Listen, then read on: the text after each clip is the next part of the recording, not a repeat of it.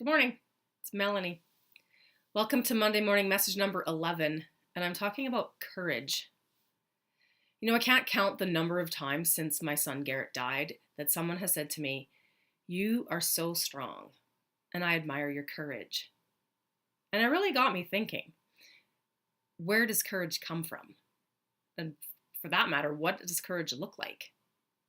I think courage looks very different to all of us on any given day.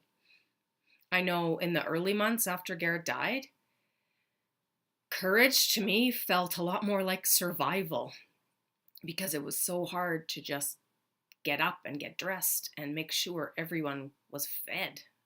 That was the extent of my courage.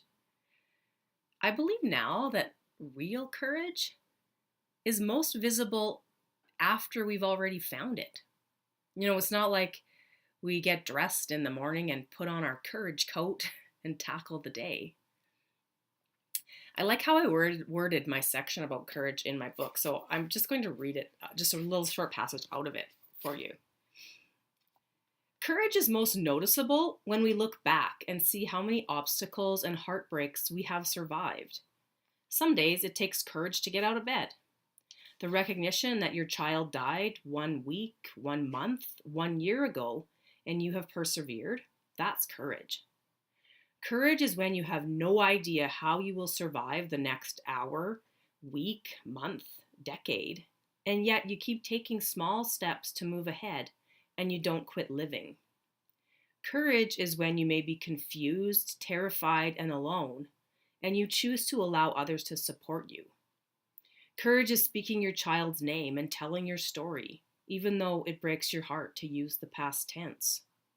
And finally, courage is being able to look back and remember your child's life, death, and all the days and steps in between without judgment, but with a sense of pride in knowing that you will continue to not only survive, but also thrive.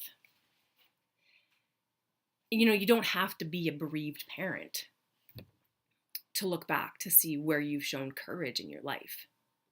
And so the next time someone says to me, "You are so strong, I admire your courage," I'm going to reply, "I admire yours too." Before you go, will you take a minute to answer the question I have posted above this video? When you look back in your life, can you name one time that you have shown courage without actually realizing it was courage at the time? I know everyone watching this video will appreciate the support and your words. Thank you. I will talk to you next week.